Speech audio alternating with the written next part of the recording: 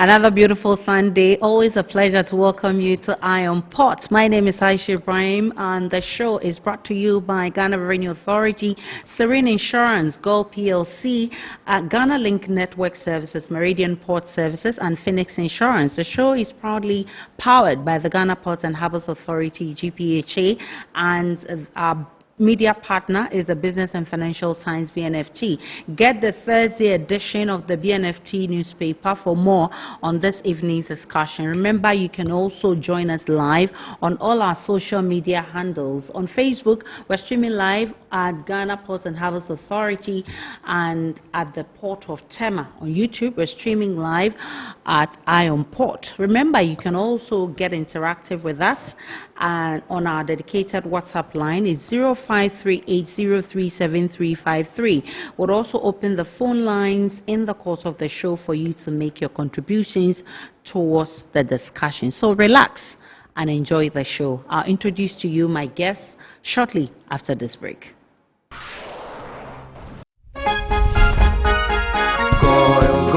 Good energy brings you quality choices with Goil Super XP. Available in many Goil stations nationwide. It is fortified with special additives that help your engine perform better and use less fuel.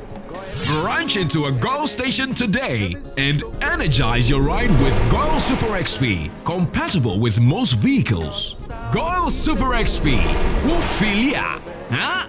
Wubefeel. Goil, good energy. Yeah, yeah. Electricity, then pay your taxes. Yeah. Our taxes, our future. Because you see, without our taxes, we wouldn't have good roads, good schools, better hospitals, street lights, and other very important social amenities. When we pay our taxes, we give our children free and quality education. Talga, my money too small. Why should I pay my tax? Look, small. Salifo, it doesn't matter how small or big your business or income is, you still have to pay your taxes. The little taxes from each and every one of us, when put together, could give your community clean water or that deprived school with tables and chairs. Please pay your taxes. It is your responsibility. It is your civic duty. It is the law.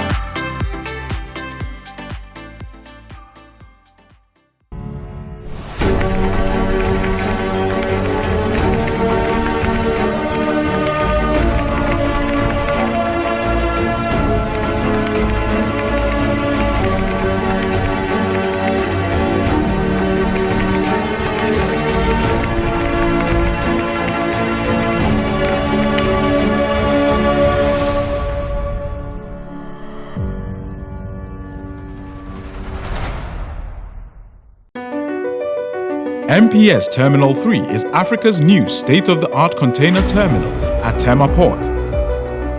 For manufacturers, agro-processors and traders, the new port means business can be done faster. This infrastructure boost will improve Ghana's port handling capacity, connect more trading routes, and oil the engine of growth for the economy, creating greater opportunities across all sectors as Africa's markets merge and become the largest trading bloc globally. MPS, we connect, you thrive. Business and life can be like the sea sometimes. Sometimes serene, sometimes calm, sometimes turbulent, and at times it brings the unexpected. However it is like, trust Phoenix Insurance for your home, car, business, and marine insurance needs.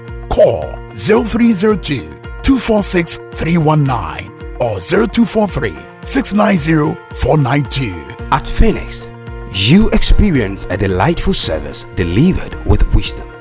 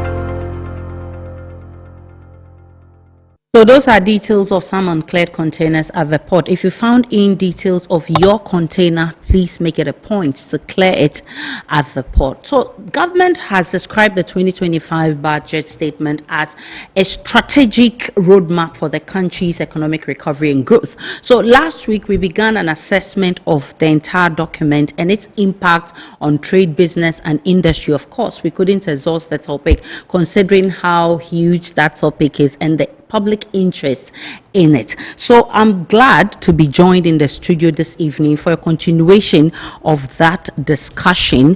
And this evening I've been joined by Stefan Mezan. He's the president of the Ghana National Chamber of Commerce and Industry. He's joining me in the studio. Good to have you, Mr. Mezan. I also have with me in the studio Joseph Paddy, who is Director of Communications at the Ghana Union of Traders Association, GUTA. Grateful that you're able to make it, Mr. Paddy. And also joining virtually is Sir Chum Akwabwa. He is the Chief Executive of the Association of Ghana Industries. Mr. Chum Akwabwa, thank you so much for your time. Let me start with you, Mr. Paddy, and I'm sure I should start with you, Mr. Mezan. What are the key policy measures that you found in the budget which looks very positive for businesses, especially the industry that you're in? Thank you, Aisha. I think one of the major pronouncements that the minister made was the intention to look at the realignment of the VAT regime.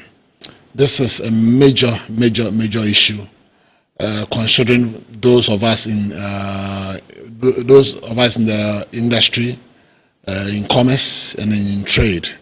VAT is not really aligned in our country.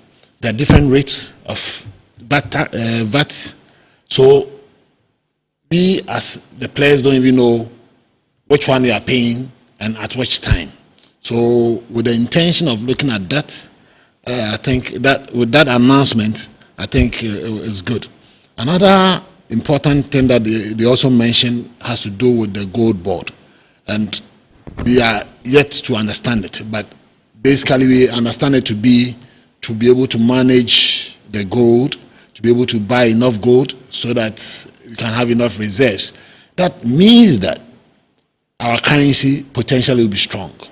Once the currency becomes stronger, the exchange rate becomes stronger. So it means that over a period of time, businesses can actually plan, because you know how much the dollar to CD rate is going to be. So whether you are importing for trade, whether you're importing for industry, for processing and stuff, you understand that over a period of time, this is how much I'm going to pay, or this is how much I have to spend.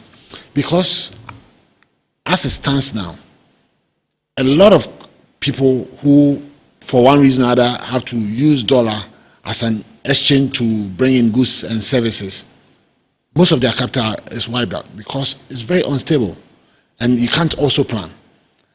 Plus the fact that when you come to the port, it's also that is one of the things I can't even understand, that the operators at the port have their own exchange rate as compared to what is announced, and that for me is something I think the government has to look at. So considering all the announcements that were made during the minister's presentation, I think these are a few of the things that I think are positive for the business community, looking at the real alignment of the tax. And I hope this can be done soon. The minister didn't state, he said within the year, and I think we can't wait within a year. We need to be specific that maybe in the next 3 months or in the next 6 months, all of these things would have been done, considered and implemented.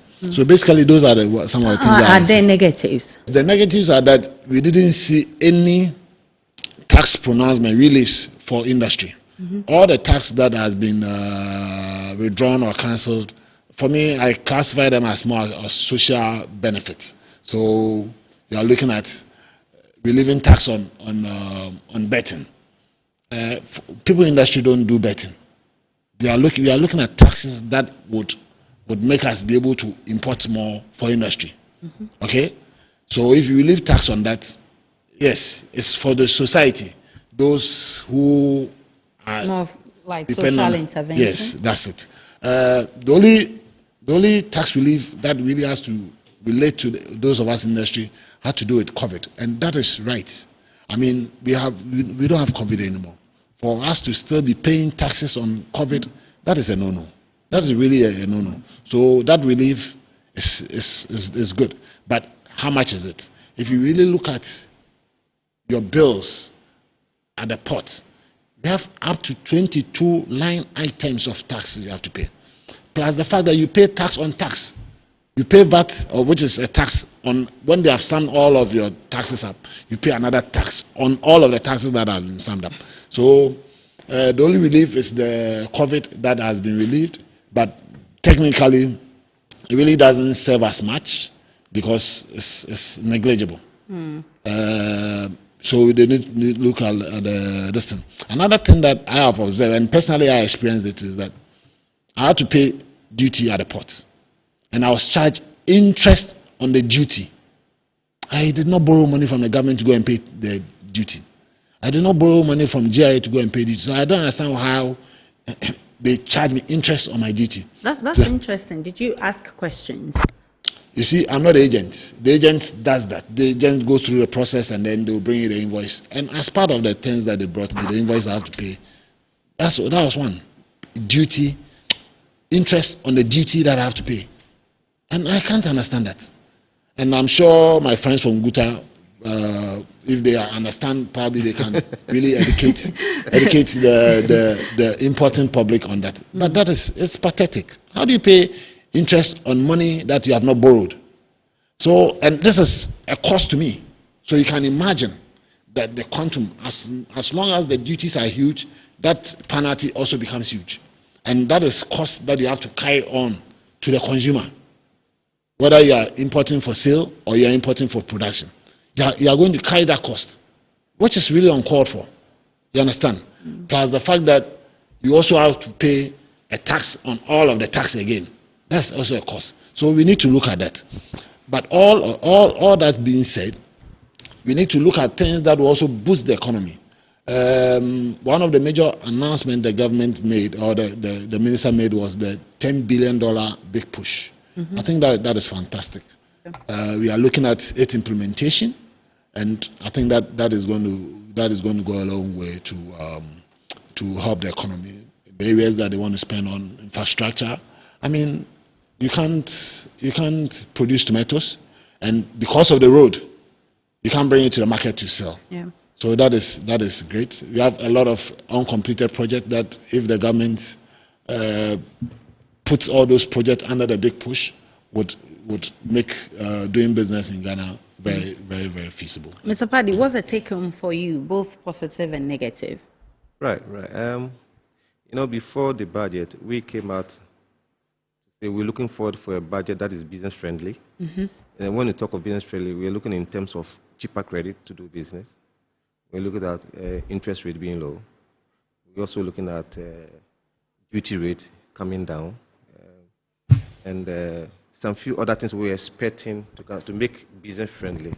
And some of the things, and we spoke about the nuisance taxes that we pay, like my brother have rightly said. We see some of the taxes as nuisance because cost of doing business in this country is extremely high, extremely high. So like we're treating Iron Port, when you look at how beautiful our port is, but you look at the traffic at the port compared to our neighboring countries, there's something to write home about. We're losing business to our neighbors as a result of cost of doing business at the port. I remember once upon a time, the inland countries, like Mali, Niger, Burkina Faso, they used to apply our port. But they started complaining that the cost of doing business in Ghana is extremely high. Therefore, they've diverted to our neighboring countries like Togo. And go and look at the traffic. Recently, we went to Togo and look at the traffic at Togo port. And why would a Ghanaian resolve to import product and pass it through Togo and bring it to Ghana, whilst we have a bigger port that we can work with? As a result of the cost of doing business in the country. So when the government came out and said it's going to take some of these nuisance taxes, it was a welcome news to us. But all said and done, we're looking at where we can get a cheaper credit to trade. And it also came out with a women's banking, which was a welcome news to the business community, because you go to the commercial bank to go and borrow. Now it stands almost about 35 to 40% interest rate, which businessman can survive under this dispensation. Even if you want to go into production, if you want to go into production, go and borrow at the rate of 35 to 40% to do production. You cannot be competitive to your neighbors who are producing the same item that you are producing in Ghana here. That is why most times we travel outside the country, bring the same item that is being produced here, pay all the duties, and it's still cheaper than that which is produced here. So it's not amusing for us to just travel out there to go and bring import. We wish all the goods and services are produced in the country, we just do the distribution. But our manufacturers and production, they're also struggling because they can't go and borrow at the rate of 35 to 40% and even maximize or even break even. So you could see that they are not competitive in the world market. The same product, this pen that I'm holding, can be produced somewhere maybe like $1. It comes to Ghana, it can produce like $5. Considering utilities, the cost of utilities and all these factors. So when we saw in the budget that we're going to support our women in business and in trade, we said that's a welcome news. But the quantum of the money that was voted for was minimal. So we want to find out how, because if you say it's a bank, the threshold, now to open a bank, you need about 400 million? 400 million. 400 million. So if you're going to start a bank with a 50-something million, I don't know whether it's to build the infrastructure or whatever. So these are some of the questions we need to be asking. Yes, so we're looking forward for that. But so far, so good. We think the budget has brought a little relief. But one of our disappointment was that there was a special 2% special levy that we used to pay at the port. That government came to us and said they have some challenges and therefore they needed to raise some funds. So they are bringing 2% special levy on import duties, which we agreed. And so when the sun sets, they will take it off. Over a decade now, the sun has not set yet. the minister came and said, now it's going to be 2028. They are pushing it to 2028. We don't know who will come there and say, oh, we are pushing it to 2030 something. So these are the challenges and difficulties that we face at the port. One of the things I heard the minister drumming home was that his regime is going to emphasize on compliance. I believe with compliance, we can raise the needed revenue. But I also have the other view that the position of our tax regime and our tax, like my brother said, the tax rate, it will be difficult for compliance to be adhered to. Because if you now tax rate, VAT rate is about 22%. Duty rate, cumulatively, is about 55%. 55%. So just imagine you import a goods worth about $100,000, you are paying about $55,000 as a form of duty. Who comply? So that is why people always look for ways. So all that we say is that why would you reduce the tax rate? The issue is not about the tax. We don't have a problem with the tax. As for tax, every country needs tax to develop. But the issue here is about the rate, the quantum. Our rates are just too many, and it makes it difficult for compliance to be adhered to. So that's what, like my brother said, let's have some tax reforms. Position now, where our VAT position stands now. We have 3 legs of VAT. Some are paying standard rate, input, output. Some are paying flat rate, 3%. Some are below the threshold and they are not paying anything. Meanwhile, these same people are in the same market space. So you go to the market, shop A, shop B, shop C. Shop A is paying standard rate, that is input, output. That's about 21 to 22%. And shop B is taking 3%. And the shop C, they're all selling the same product. If it's an electrical product, they're all selling the same product. And then shop C is not charging. Aisha, which of the shops will you go to? Obviously, you go to the ones they're not charging. Because obviously, the one who is charging 22%, goods will be higher than the one who is charging 3%. So there must be uniformity in this tax. A tax that has this parity and then disjointed is already difficult. So when the government came and said we want to reform and then reform our tax regime, and especially with the VAT, we said that's a welcome news for us. If across board we are all paying even 5%, 4%, when across board we are all paying 4%, then everybody pays. So you go to shop A, you pay 4%. You go to shop B, you pay 4%. You go to shop C, you pay 4%. You will not invade it. But that's where there's parity. So the man who is doing 22% was, I'm losing sales because my neighbor is doing 4%. So do you think compliance will be adhered to in that regard? So these are the things we should be looking forward to. And then we, as a private sector, we believe when government has this PPA, public-private sector development, we can go have a long way to develop our economy. Because as a start, we are always concerned, why should the economy of Ghana fall into the hands of foreigners? That's our major concern. Where, look at all the business and runners. Telecos, foreigners. Extractive industry, foreigners. Manufacturing, foreigners. Ghanaians are struggling to go in there. When it comes to trading, now it's also falling into hands of foreigners. Look at all the malls around us. Which people owns them? We talk about capital flight, put pressure on exchange rate. These are the people. But as a Ghanaian, if I sell my wares, all that I do is I put my money into the bank and wait till the next I'm traveling. So why would you position our economy such a way that every part of the economy has fallen into the hands of foreigners? So what is government doing deliberately to empower the Ghanaian? Because the man who is coming from his country or wherever he's coming from is going to borrow at the rate of 3%. And meanwhile, you are in this country, you are borrowing at the rate of 35%. So competitive, you cannot be competitive. So obviously, his goods will be cheaper. So most time when we come to the market space, say, as for Ghanaians, your goods are too expensive.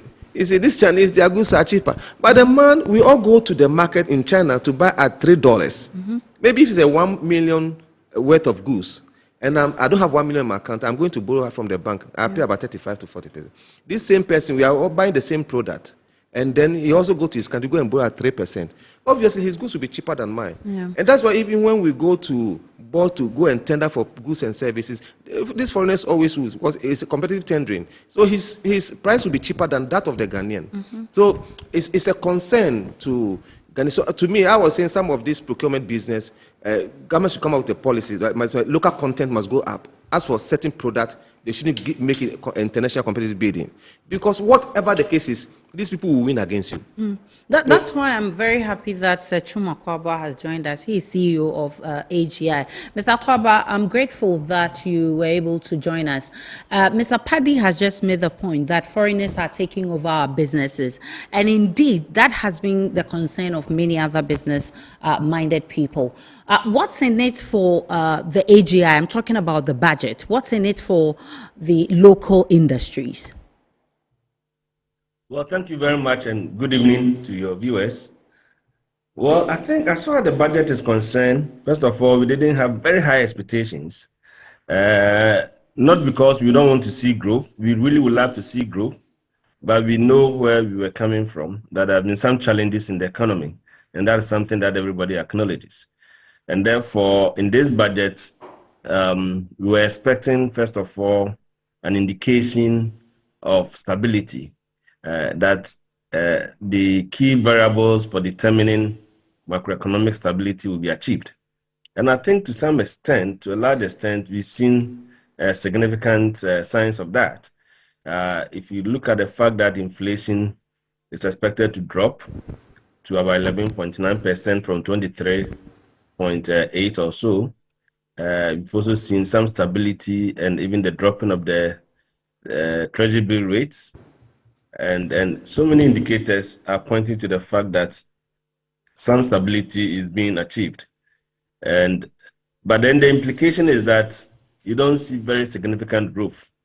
I mean, the fact that your growth rate, which was 55 point something percent, is expected to drop to about 4.8, means that you are expecting actually a dip in your growth rate. And therefore, one can say it's not a very growth-oriented budget. However, in terms of stability, that is fine. But we expect that, if anything, then this should be very temporary. Even if in the next 6 months, we could have this stability. But after that, we must see typical programs that support growth. That is what will bring the businesses up very strongly. In terms of what is in it for Ghanaian industries, first of all, we very much, and I associate myself with the statement by my other colleagues in the studio, that we need to really prepare indigenous businesses. That is very important because we need to have good part of our money staying in Ghana, retaining the bulk of it and employing our people. But at the same time, we are also mindful of the fact that we have institutions like GIPC that has been given a budget to go around the world and canvas for investment. And therefore, there's strong competition for foreign direct investment. And therefore, if investors are coming in, we cannot discourage it. The only thing is that we want the investors to be in places where it has positive and very strong multiplier effect on the economy. So if you have investors coming in, they're coming to do industry, manufacturing, and they are employing people, and they are investing capital in the energy sector and a few areas that has very positive multiplier effects, then that should be encouraged. But where you have investors coming to compete with you in the marketplace for just buying and selling, then we are misdirecting the investment. And therefore, I support the idea that we support indigenous businesses, and foreign direct investments should be areas that we don't have the necessary technology, capital, and the capacity to do big time ticket business. But even there, I also share the view that there must be local content, so that like what is being done in the petroleum industry. I know now if you want to set up a business in the petroleum industry, you must actually necessarily have a joint venture. It's by law with Ghanaian company. So of course there are other discussions that we need to have around it. The extent to which the Ghanaian company should be involved, the percentage sharing, and how they will not only be fronting for the foreigners. But the intention is good. So the whole idea of local content can be looked at. But as far as this budget is concerned, I think that there have been, some positive indications. So for example, my colleague talked about the big push, the 10 billion Ghana cedis have been earmarked for infrastructure development. My only comment there is that it must be directed, because infrastructure can be done anywhere. And we've seen situations where infrastructure is being done in residential areas. I mean, we would love to have road network, very beautiful in our residential areas, but what is the multiplier effect in terms of the economy? So if you are talking infrastructure, it should be directed to where we have, if you look at the industrial enclaves, industrial zones, you could see immediate impact on industry. The link road that brings the raw materials to the production centers have to be very good, and therefore we need those roads to be good. Then the feeder roads that brings raw materials. So any infrastructure that supports manufacturing, that supports industry is very important. And I think the way we direct it will be very important. So that is good. But again, as I said, let's look at the big push. There's one thing that the minister also mentioned, which I thought is very good, and it's been discussed by my colleagues here. And that is the fact that they are going to use government procurement to support made in Ghana products. That for me was a massive statement, a very good statement that has been made, using government procurement. Because if you look at it, government is the single largest buyer of all goods and services in the country. If you talk of individual buying, it has the purchasing power to do big ticket business. And therefore, if government says that for certain products that government is procuring, we are ensuring that we are restricting it to local manufacturers, it can make a whole big impact. Typical example is the 290-something million that has been earmarked to purchase sanitary pads for school children. That has implications. If government insists that this should be purchased from local sources, it is perfect. At all, we have excess local capacity to do this. So we have admonished the Minister for Trade to ensure that this happens. And unfortunately, the last time we met her, she actually indicated that this is exactly what government is going to do. So we are happy with that. So, and then when it comes to government procurement also, we have to look at the procurement law. The people managing the procurement law, how do we ensure that we support local manufacturing, locally made products? So the budget, depending on how you look at it, depending on how it's implemented, it can make very positive impact. And then, of course, if it's not managed well, then you can't get the best of result out of it to make the impact we need in the manufacturing and the industrial sector. What's your own assessment on the tax regime? Your colleagues in the studio have enumerated that there are some taxes like the COVID tax that has been taken off, which is good, but it's not enough. Then Mr. Mezan, for instance, talks about the betting tax, which is a social intervention, which has nothing to do with businesses. What's your assessment? Is it any better after this budget, 2025 budget?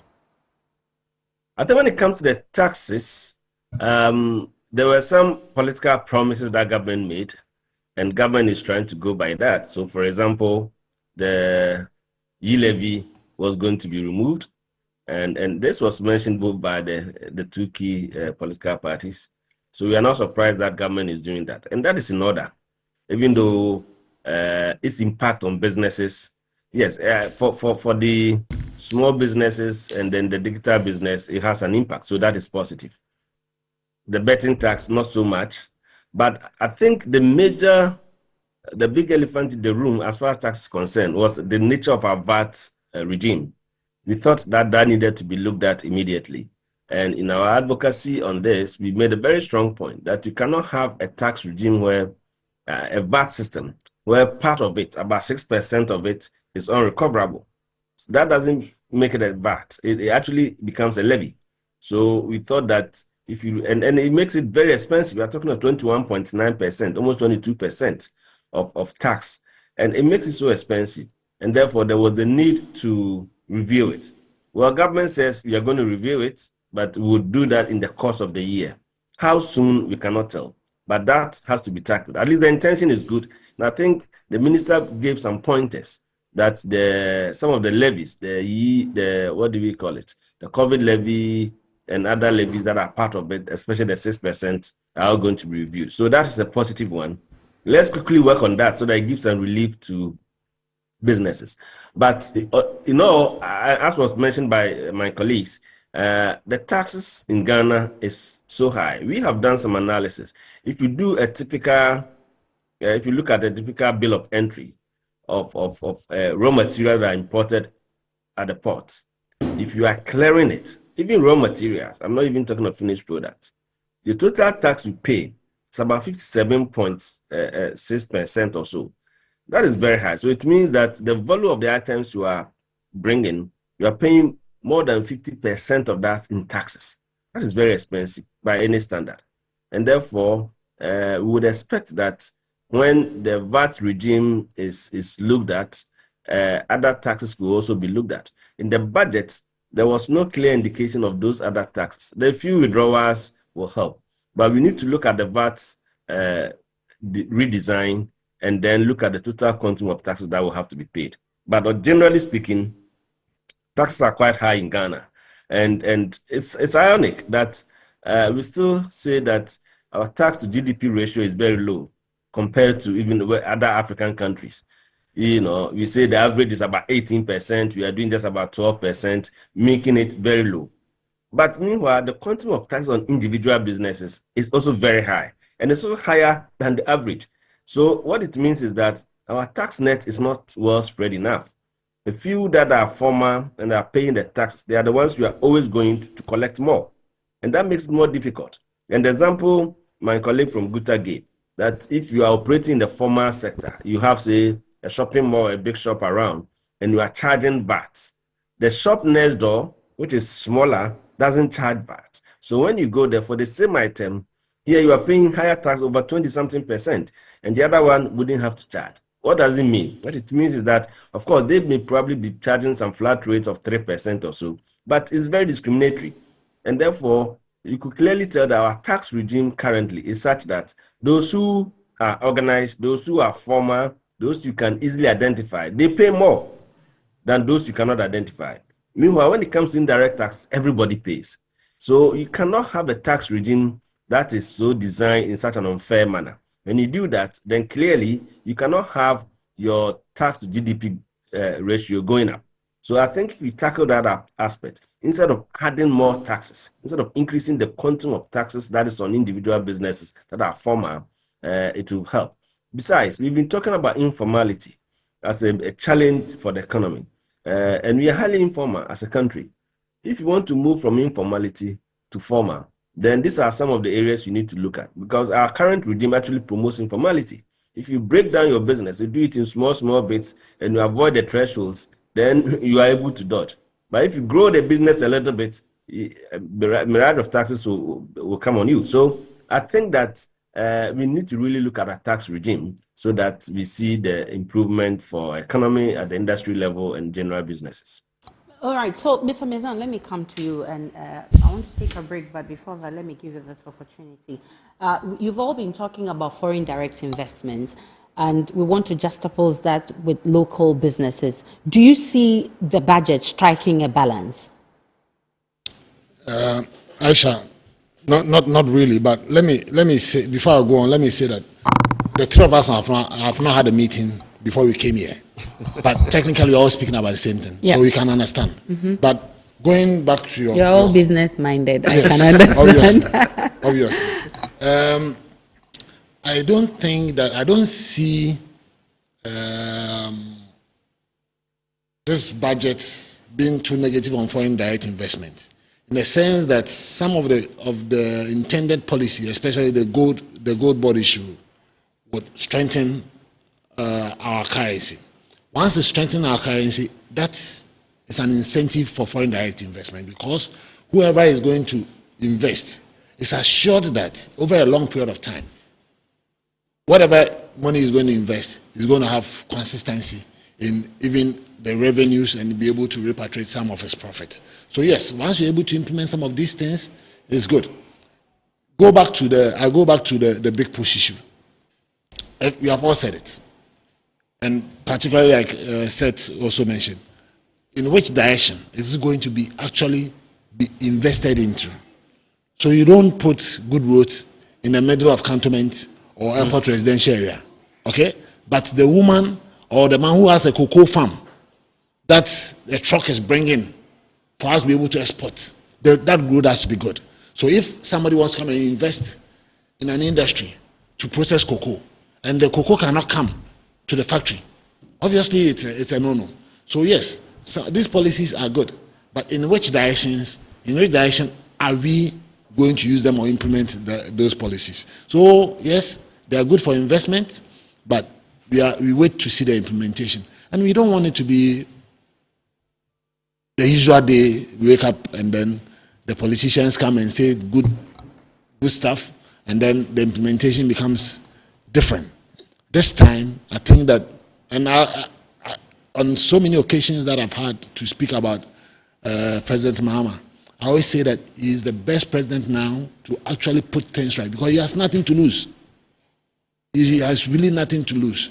He only has to ensure, the only thing he has to lose is not to make sure that he can intentionally reset the economy as he has promised. And I believe that he's going to be able to do it. With the kind of policies that they are bringing, I think that they should be able to do it. Remember, you can also join in this conversation by sending us a WhatsApp. The numbers are on your screen. We would also open the phone lines at some point for you to share your thoughts on the discussion. But when I return from this break, we've been talking about currency, its depreciation, and I mean, for some time now we say the dollar has been a bit stable. I mean, for you and I, we think it's a bit okay, but for businesses, they say it's still not okay and they're losing their capital. When I return from this break, we'll be gauging the mood of these businessmen on their expectation. At what point would they say that the cedi is now healthy for business? We'll also look at energy and utility pricing policies. What is captured in the budget, whether it is really good for businesses. Of course, there's no business that does not use electricity. There's no, I mean, they use, you know, huge machines in their companies and manufacturing companies, and they all use electricity. What does these policies mean for them? When I return from this break, we'll be looking into all of that. Stay with me.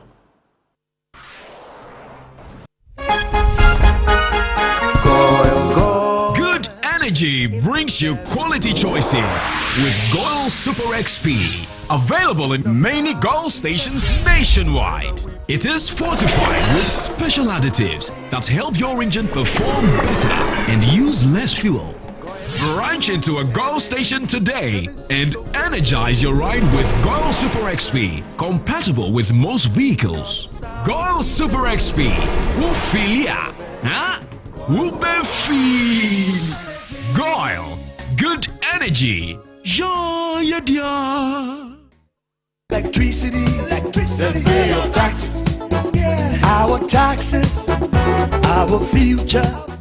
Because you see, without our taxes, we wouldn't have good roads, good schools, better hospitals, street lights, and other very important social amenities. When we pay our taxes, we give our children free and quality education. Talga, my money too small. Why should I pay my tax? Look, small. Salifo, it doesn't matter how small or big your business or income is. you still have to pay your taxes.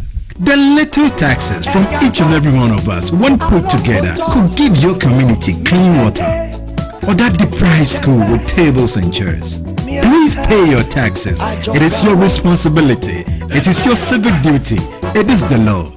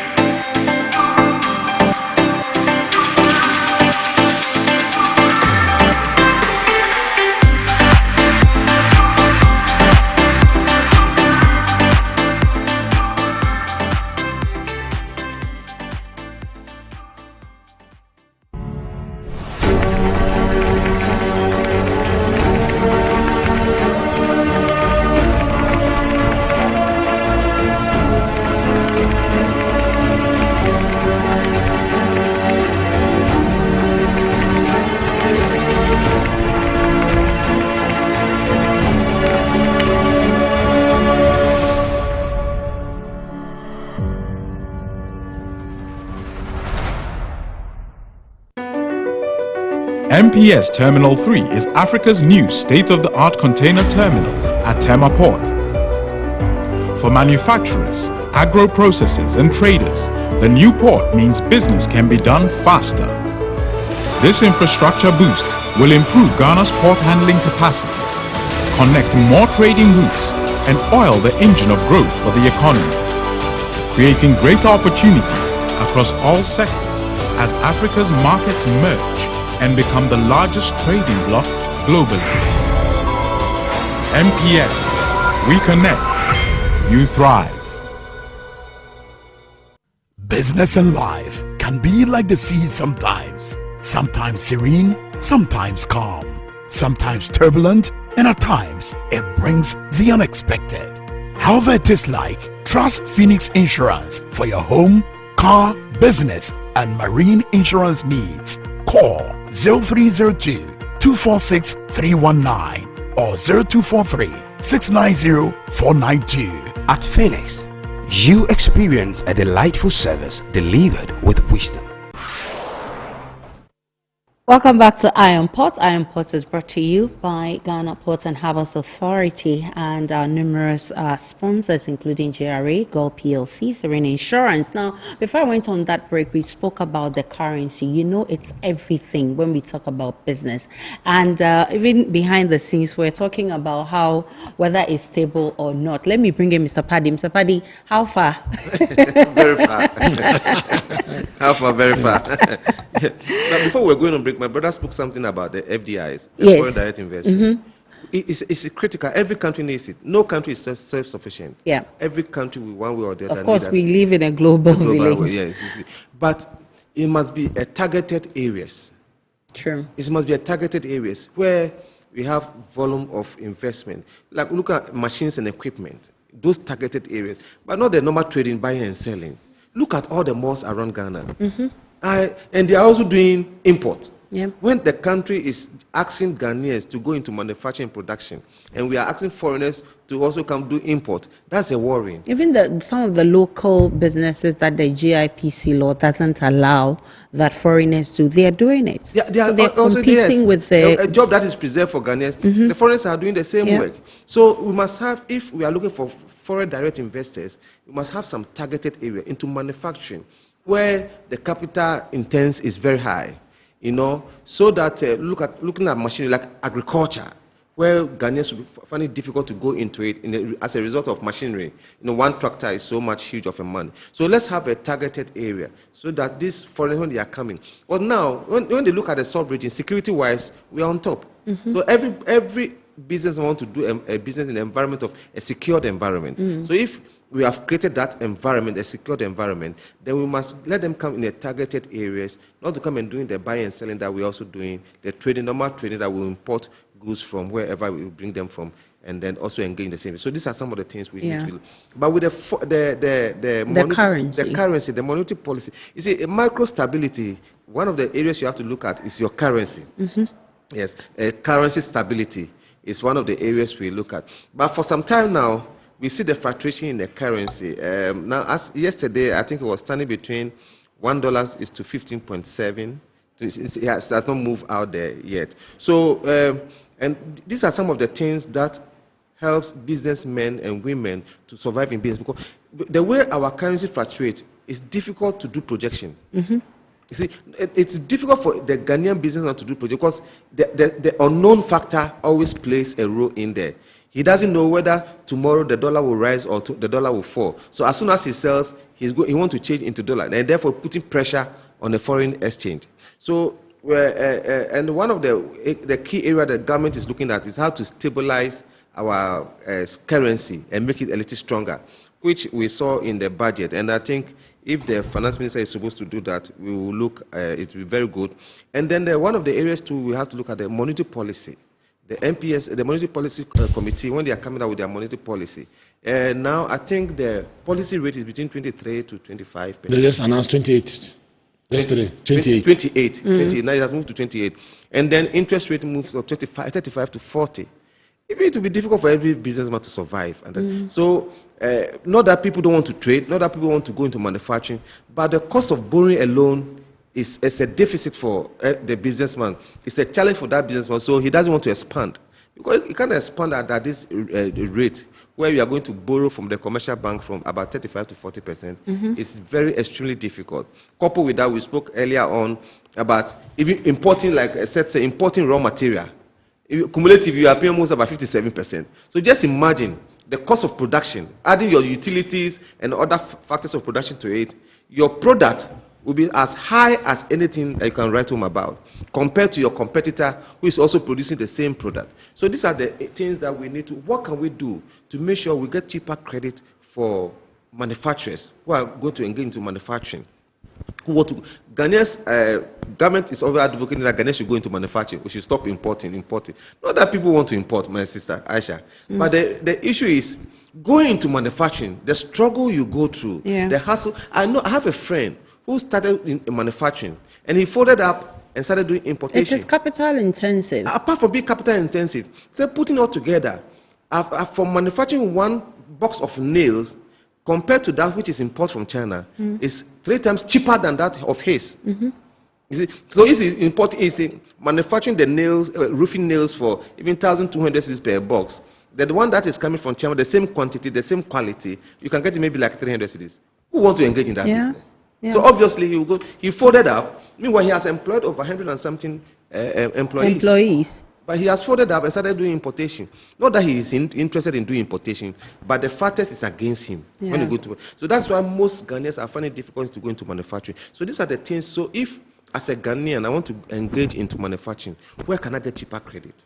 Where are the amnesty I'm going to get? What are the tax holidays I'm going to get? Where will I get the incentives? These are some of the. They must be attractive so that we all run to. Because those of people that you see them in manufacturing, once upon a time they were traders. But so when they look at the volumes that was coming, so then I can do something here. Then they started. But even them, they are struggling. You see, so that is why we always want to partner AGI. That we are not competitors, but we are partners. Yes. You see, what can we do to support you to make sure that your goods and services are competitive, can be compared to that of your neighbors? So that what would be the sense that I have to travel to Dubai, to China, to Thailand, to go and buy the same product if I can find some here? Even if that of the Ghana is 12 cedis and that of China is 10 cedis, I still want to see, because putting all things together, the risk factor.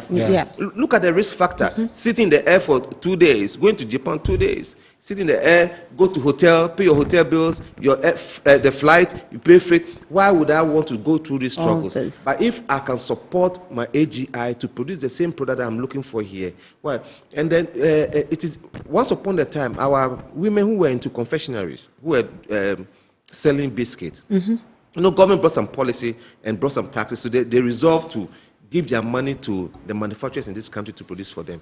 But the capacity was not there. The money was with these people for almost 3 months. They have to go back for the money and start doing importation. Wow. Because not that the people don't want to produce for them, but they're also facing challenge in the area of utilities. When power goes off, you are going to produce under generator, and that will make your cost of production extremely high. So these are the things that we have to be looking for. Anybody want to go into manufacturing, can I get stable power? Can I get cheaper credit? Can I get some tax amnesty? Can I get some holiday? These are the things that government should come to the table with the private sector. What can we do to support you so that instead of you producing, importing, you can go into manufacturing? And this, when we are able to do that, so that we can empower the Ghanaian economically. Yes. Mr. Mezan, I guess you are okay with the currency. Oh, no. But Aisha, let me commend the government for something I've realized, and I think Paddy mentioned it, but it really does not make sense. In the sense that you realize demand for T-bills from the government side has gone down. What it means is that it makes money available for the banks to lend to the private sector. To the private sector. Yeah. Now, that money that's available for it to be lent to the private sector is also, the interest is high. What it means is that the government has to look at, as it is looking at its fiscal policy, it also has to look at its monetary policy. Yeah. Because if the T-bills goes down, and then interest rate is 35-37%, yeah, the money is available for the bank, because once you deposit your money at the bank, the only thing the bank has to do is that they have to give it out. Yeah. It's like anybody selling tomatoes. Theirs is to sell money. Now, you have to give it out at 35%, 37%, 40%. Obviously, it really does not match. Yeah. So the government needs to look at its fiscal and monetary policies and make sure that it aligns, so that as long as money is available for the private sector to be able to borrow into industry, into importation, and all of that, and industry, what it means that it has to be cheap for us, because now it's available. So that is it. Now you're also talking about the stability of the currency. And as Paddy has mentioned, it is still not stable. We in business are expecting that at least it can go down. I mean, in French they say cadeau, let's give it to them for free. At least $1 to a cedi. You know, I mean $1 to 10 Ghana cedis. At least we okay. We can manage. Are you seriously hoping for that? There's nothing impossible. Once we put in the right measures, there's nothing impossible. Okay. Dubai has been able to stabilize a currency for a very long time. Yes, it's $1 to 3.6 and 3.7. It's been there since 1990. Yes. Yeah. How has it been so? So we can learn from the best practices. How can we do that? So that in all of the things that we do, because we are not, Dubai is not an industry nation. Yeah. They rely solely more on tourism, but it has stabilized its currency for a very long time. So what are the best practices that we can learn? Okay, we need to encourage in industrialization. It is really sad that as a country we don't, and as government that come in and government that go out, we don't continue some good policies. I think, for personally, I think that the issue of the one district, one factory was good. Okay. The intention. Maybe the implementation, they didn't get it right. So if for politics, maybe NDC may not say we are going to do exactly one district, one factory. But we need to look at industrialization. Okay. In whichever title you want to give it, let's look at industrialization. Because there are a lot of positives out of it. Yeah. It creates employment, it brings development. And there's the lowest hanging fruit, which is agriculture for us. So we, as Chamber of Commerce, we are happy, very much happy that our sector ministry had been changed from just Ministry of Trade and Industry to Ministry of Trade and Agribusiness. Yeah. And that is good for us because agriculture brings a lot of development and employment. So government needs to look at it, and we know it's politics that they may not necessarily want to say we are doing one industry, one factory, but let us look at industrialization. All these things we are talking about, the stability of the cedi, investment, private investment, and all of that. I think that we can fine tune them and then ensure that our country moves forward. It is very important for us, really. Mr. Kwabo, I know you're there. I'll be coming to you shortly, because when we talk about local industries and how these currencies affect, because I know you do a lot of import. You import a lot of raw materials and all of that. How is it faring for you? And then we're talking about the energy utility pricing policies. All of that, I know it affects you. But let me take this message quickly. He says, I wish I could call in to explain the impacts of the 3% VAT and 21.5 VAT. The 21.5 VAT is profitable to the trader than the 3%, since those applying for the 21.5% can file for their tax credit, but the 3% cannot.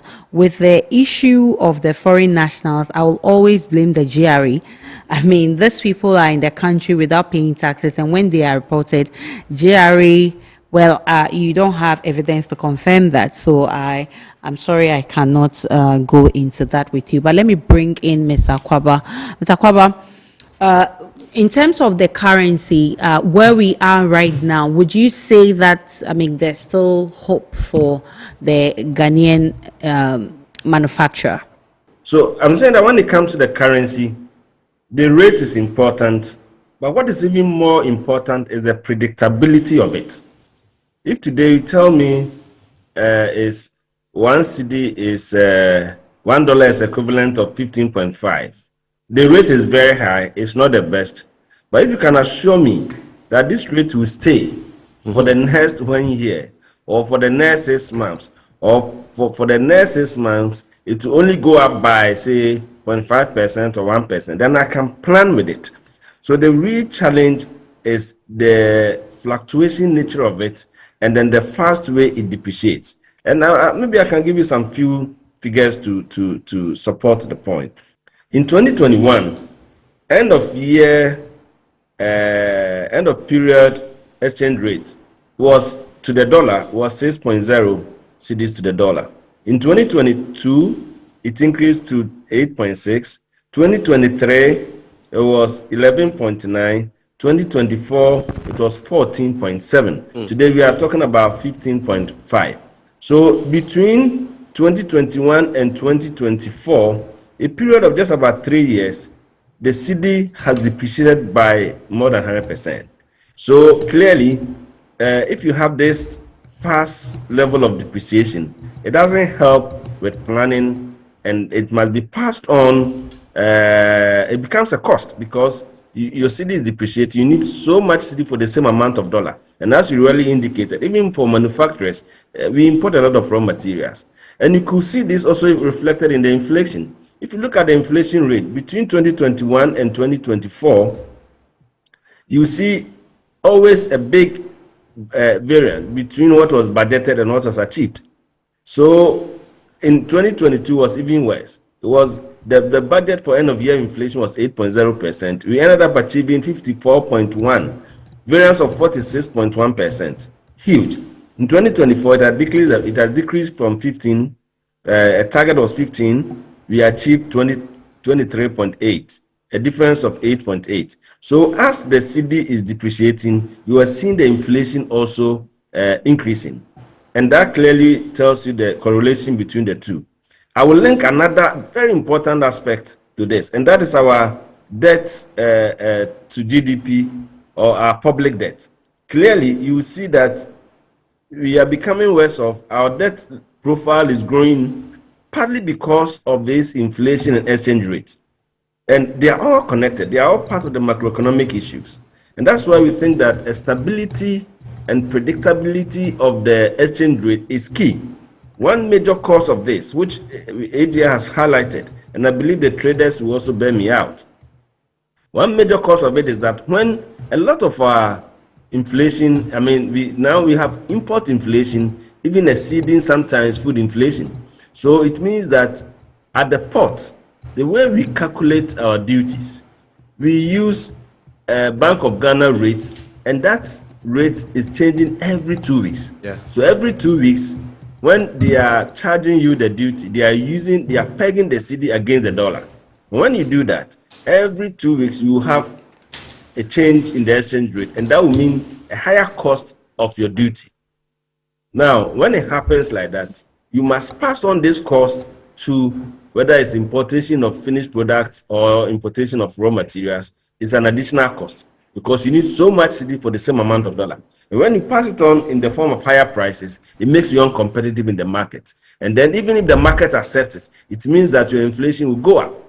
And then what is also happening, as I related it to the debt, is the fact that because your debt is always, I mean, the international debt, the foreign debt is so huge, and it's all dollar denominated.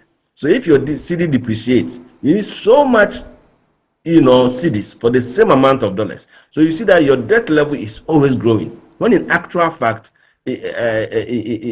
so in nominal terms, you are just growing your debt for no reason. And it is the reason why we think that the exchange rate is key. So I'm relating this to all the other variables so that we see the importance of it, why we need to really stabilize our cedi. Now, my colleagues mentioned, if you want to stabilize it, one major area is to check your imports. What volumes of imports are we bringing into the country? And I'm happy my colleague from GUTA and the Chamber of Commerce, they are all saying that we all appreciate the need to have local production.